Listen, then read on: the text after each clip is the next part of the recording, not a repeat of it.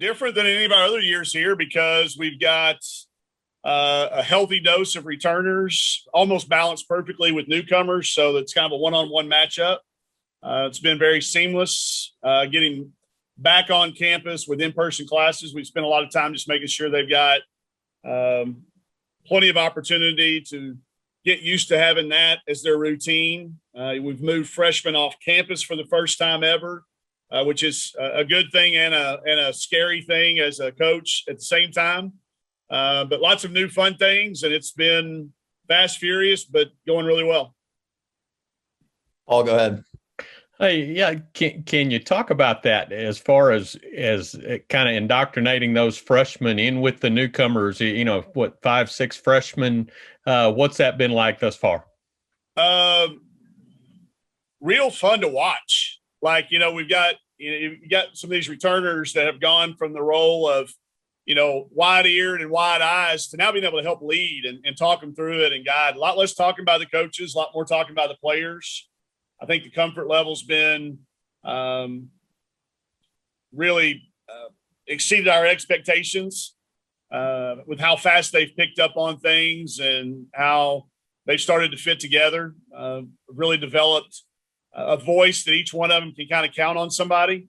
And that usually takes more than the 8 weeks that we had during the summer and the 3 weeks that we've had, or 3 or 4 weeks that we've had here to start the school year. So, if we had to play a game tomorrow, I think we'd be okay. I don't think we'd be very good, but we'd be okay. We could get through it, and we would look like we've played basketball before. But real happy with how far down some of our preseason checklists we've already moved.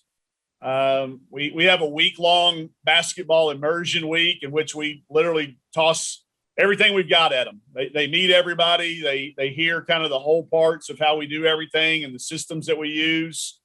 And then the next, 4 to 6 weeks we use deconstructing that, kind of teaching it whole part, whole method. And then the other new thing that we haven't gone through it yet, but we're getting ready to start this week. Coaches will be back out on the road recruiting, evaluating, doing some. We won't have very many contacts because we don't have a very big class in 2022, but we'll be doing all over the country, spread out, seeing very, very young kids. So that'll be a first time that we've been through it with this group, but that's a new thing too that we haven't had that we did not have last year. Andrew, go ahead. Hey, Coach, I was wondering if you could talk a little bit about replacing a player of Chelsea Dungey's quality and how you go about doing that. Slowly and by committee. And then we've changed some things too. We've changed some of our offensive strategies because we have different personnel. We built some things around what she did, and rather than try to, shove somebody into that role, let's just change and do the things that person does well. So it's been fun for me. We've talked in the off season a lot about Coach Schaefer bringing some of his experience with working with the Princeton offense into what we've already been doing. So it's been fun fresh for all of us. It's literally new for all of us to have some new terminologies and some new actions. So to address your question specifically, we're not trying to make somebody be the next Chelsea. Let them be who they are and put them into some things that they're good at and highlight what they're able to do. And I think that's what we've always been able to do is find what the players can do and then let them go do what they do best. Porter, go ahead. Coach, talk a little bit about, Sasha and her transition. She come in, kind of being a leader role, or she just trying to fit into this new group? I'll tell you, she's done a little bit of both, Porter. She knows when to jump out in front. When it's something that she can lead by example, she jumps out there and does that. If it's leading with words and action, sometimes it's new to her. So you can't even expect her to have that skill yet, but you can tell she's got that quality. She's earned the respect of our returners and newcomers alike. And that's through a combination of those two things. Knowing the right time, when to be a leader and when to be a follower. I think that's a good trait for all of us to have. And she's really exemplified that really, really fast. You can see her getting more and more comfortable every time we get together. But she was a fast fit. I mean, she's magnetic. Any of y'all that have ever been around her knows that she's a magnetic personality and a magnetic kid. So That was fast. And then the basketball stuff, she'll say to me sometimes, she'll go, Coach, I'm still going to deny a little bit every now and then because I used to get in trouble if I didn't. And you got to expect that. For the last year and a half, that was what she did every single day in practice. And there's some changes in philosophies. You got to give her time. Can't expect it to be a switch that you flip on and off because when you really get it ingrained and taught well, which she did have taught to her well, takes a little bit of time. But she's really been pleasant to have back around, and it's been a joy to have her in practice in the weight room and conditioning at our community service events because she's identifiable with so many people in the area. Randy, go ahead. Well, I'm joining late, so I don't know what all has been asked at this particular point. But All right. how do you feel like the schedule sets up for a brand new team, basically? Well, we constructed it with the hopes that we would, through the entirety of the non-conference, be able to build some confidence and some rotations.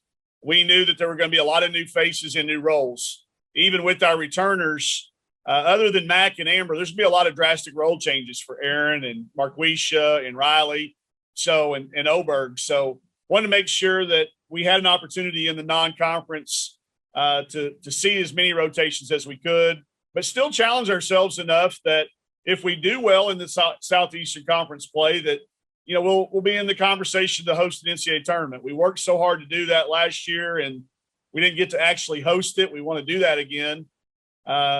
We had a really hard time getting anybody to come play us at home, which is kind of understandable after the way we've played at home the last few years. So rather than really go out on the road, we picked and we were pretty picky. We're going to go to UConn, which not a lot of people win there.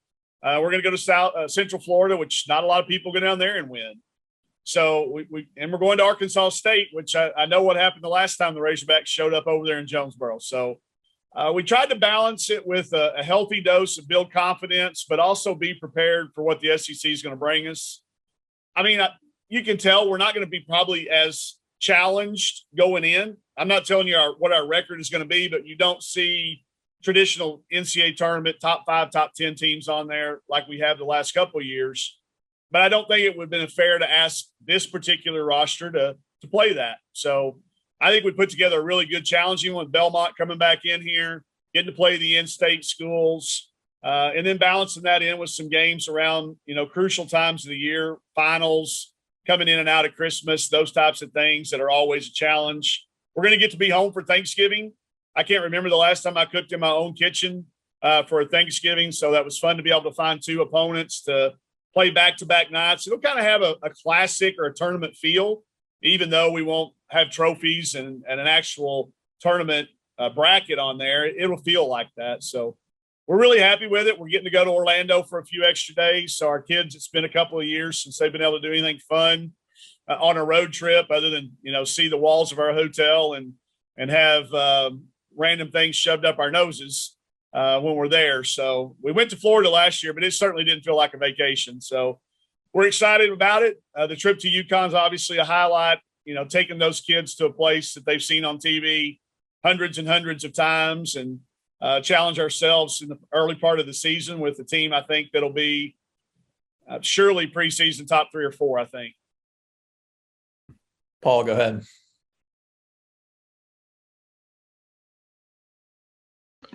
Hey, Coach, can you talk a little bit about some of those role changes for some of these returners? Well, you know about Amber and Michaela, but what about a few of those others? Well, we'll start with Erin. She just walked out of my office. We were meeting, talking about some things. You're looking at a kid who was, knew she was probably going to be coming off the bench, playing in backup of Taylor. Now that role's flipped around. I think the spot is hers as of right now. She's done that in the past with her play and what she's done in the preseason. So, shifting gears from coming off the bench to being a starter, that's something that's obviously a possibility for Marquisha as well with the improvement that, she continues to make and how she affects the game. And then you bring these freshmen in that have a freshness about them that have never played. So but when you're looking at Marquisha and you're looking at Aaron right off the bat, Riley Langerman, who was on the real cusp last year of playing valuable minutes in crunch time, and did against UConn. I mean, we're talking about that moment the other day too, when she made a couple of really nice plays for us to help win that game. So I think those three kids jump to your mind right off the bat. And then, bringing getting Destiny Oberg healthy. This is the first time she's been through every one of our preseason workouts. So that gives us another possibility there. And we put Avery Hughes on scholarship. I think some people probably saw that on the release. We took the walk-on title from there, and she's a full scholarship player now. And if she knows what we're doing left and right, and she knows what the opponents are doing left and right. She's been running that side of the ball. So I think she goes from a role of being the other team's point guard to maybe being our point guard at moments. So they're every one of them. Like I said, other than Mac and Amber, who I think have settled in really comfortably with now they've accepted some more vocal leadership role. Neither one of those kids, Amber's loud in her celebrations and her things, but she's not real vocal, if that makes sense. And Mac is the same way. So they've had to really stretch themselves a little bit to be more to have their voice heard. And then the last person I'd mention would be Alana Eaton, just because, she's healthy now. This was about the time of the year last year where she got hurt. I need to check that. It's coming up pretty close to the date. But she's healthy, working her way back into being in a competitive mode after being away for that a year. And that takes a little time as well. So, but those people are every single person on our rosters in a little bit of a new role, whether it be on the court or off the court, with leadership responsibilities and, being a caretaker of the things that we do. Other thing I was going to ask, what do you see different from Jersey after her experience with the U19 group? A couple of things. One, the on the court part is, they had asked her to be a post player. And so we worked with her on doing that for about 8 weeks there. And she's taken a lot of those things that we worked with her on into this. She got 9 defensive rebounds the other day in a practice. And I mean big rebounds, not like ones that come to her, like out of her area, going and getting it, seeking it, jumping up, getting it, ripping it right off the rim. So you see that part.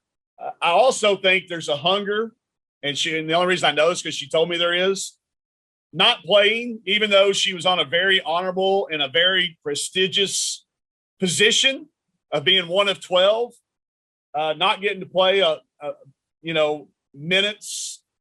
I think that was really good for her, because it's been a while. It's been a very long time since she didn't be counted on for every minute of every game. So I think it brought her some perspective. I think it gave her some fire, and not that she ever needs any, but I think it was a great experience for her to be around that climate, that atmosphere, that speed, and obviously the experience of being associated with USA basketball.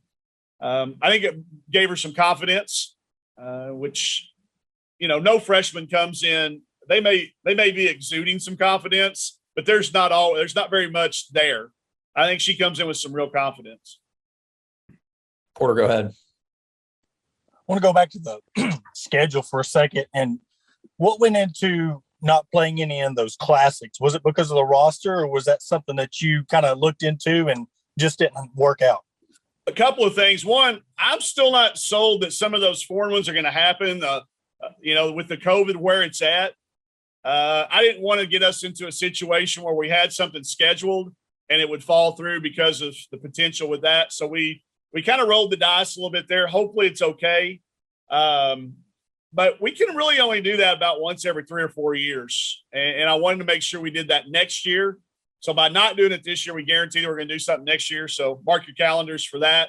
That'll be a fun one. But a little just about, like you said, this particular team. And I also wanted to be at home as many times as we could be. I felt like we had really built up a lot of momentum with Bud Walton Arena and the atmosphere. And I didn't want to take any chances by playing an unbalanced home and road schedule. I want to make sure we were home as many dates as we could be. for our fans and to be able to see and keep that momentum going that we had built. And then the other part's finding the right ones. You don't want to go someplace where you're playing somebody you might already be playing. Nothing was obvious.